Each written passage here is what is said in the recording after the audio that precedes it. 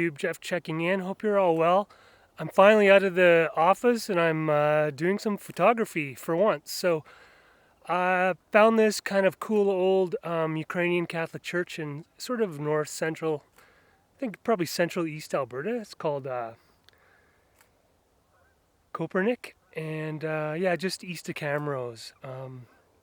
And there's a cool old Ukrainian church and a parish hall. And the two of them together kind of look really cool. So that's what I wanted to shoot today.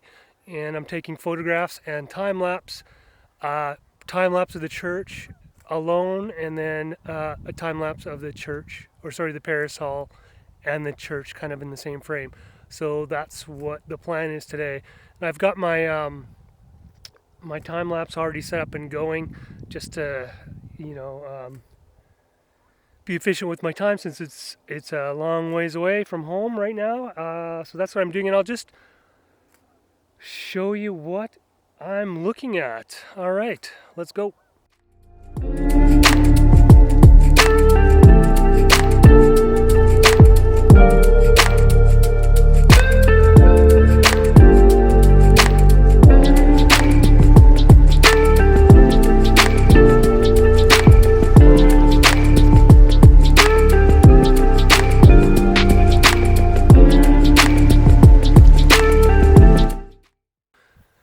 Okay, so for my time lapse, haven't done one of these videos for a while, so I thought I'd just mention that I'm shooting in manual shutter speed, manual aperture, obviously. Also, white balance is set to manual, and I'm just shooting at 4-second intervals because the clouds aren't really moving at all, and I don't actually think 4 seconds is enough, to be honest, now that I've got going. So if I do use this footage for anything, for a project or whatever, I'd probably end up speeding it up in post. But those are my settings, and I'll just show you my composition real quick. Okay, so this is basically my composition. I've positioned myself to the edge or on an angle to the building so that I get some depth. I see the full building front to back, and then also the front side to side. I just find this is a bit more pleasing often for compositions. I also like to have the doors of my abandoned church, or any building for that matter, facing into the image rather than being on the edge of the frame. So, I keep it pointing in as opposed to, say, being on the edge. So that's the general composition. And yeah, I should be almost done the time lapse right now, and then I'm going to switch to another spot and do a time lapse from another location while I'm here, since this is probably the only time that I'll ever be here.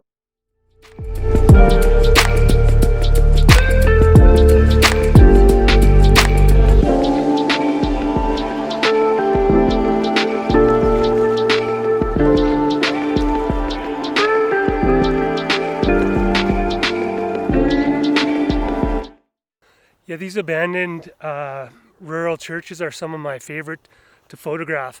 Now, I live in Calgary, and that's a southern Alberta sort of grasslands region, and most of that part of the province was settled, I think, earlier, so primarily by people coming from the United Kingdom, so British settlers.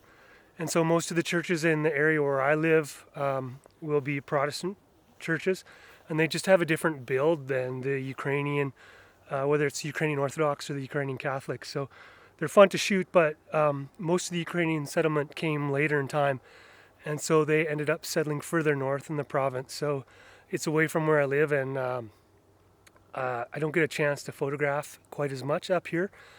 So today is kind of a unique adventure for me, so hopefully you're enjoying this one.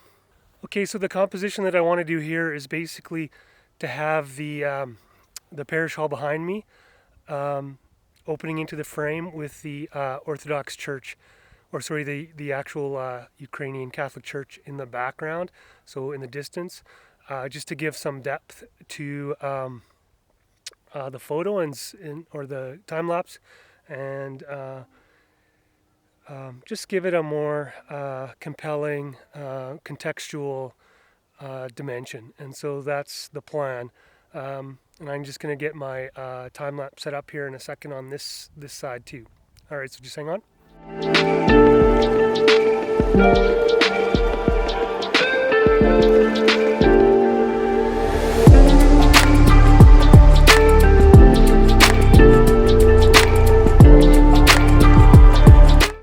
Time lapse is going over here now. The angle that I'm shooting at, I wanted to get a bit of separation between the building and the church so that there's a gap there. I didn't want them to sort of overlap at all. I think that's probably a little bit better. Again, the doors opening into the image, into the center of the image. And again, just on an angle to give the building depth. And still shooting at 4 frames a second and on full manual.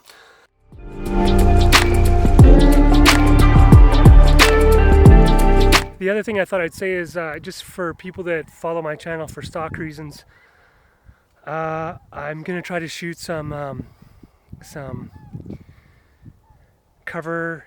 book cover type shots. I did apply to Archangel. Haven't heard back whether I got my approval or disapproval yet. So in the meantime, I'm looking for a few opportunities to shoot sort of book cover type shots. I'm not really sure what to do with that actually.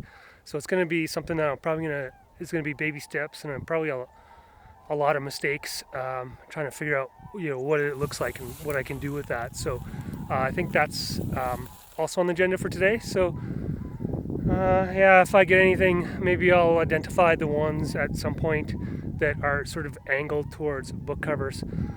The other thing I'll mention now is I usually take a bunch of pictures too, and I have been I've had the camera shut off, the video shut off.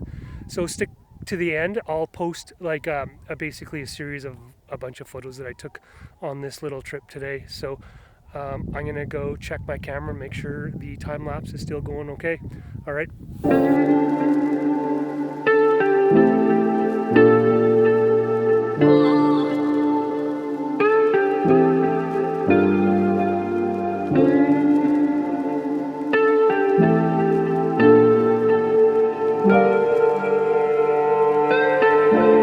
Okay, my time lapse is done. So I'm gonna keep working the area, see if I can find some more shots, something that appeals to me for whatever reason, personal, fine art, whatever. But I guess maybe I'll show you the 2 time-lapse clips right now.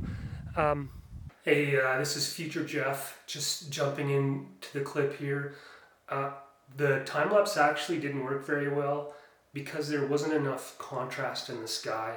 It was something that I was actually thinking about, but I thought maybe I could get more contrast out of the sky in post.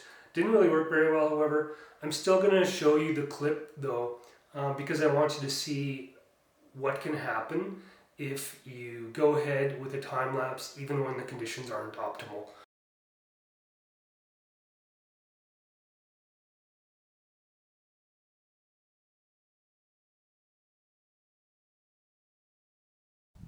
Okay, so that's the time lapse now. Yeah, like I said, I'm going to go try to take a few more shots here and see if I can get anything I like. And then I think it's worth showing you, whether it's from a photography perspective or, maybe you're a local Alberta type and you're looking for weekend spots to go photograph, then check this one out. We'll see, or you'll see more shots at the end. All right.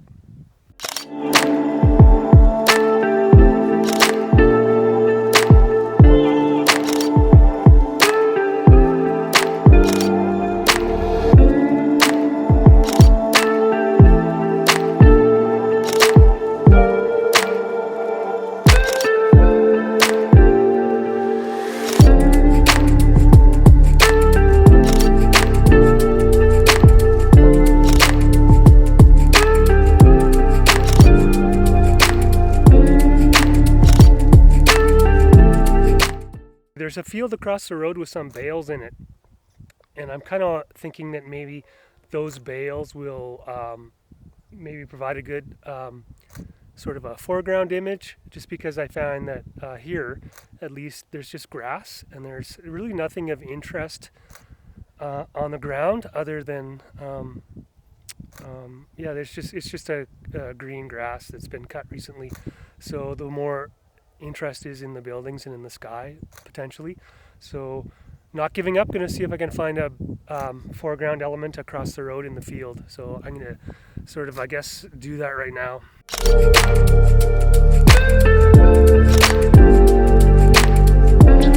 Okay, I think I'm done here.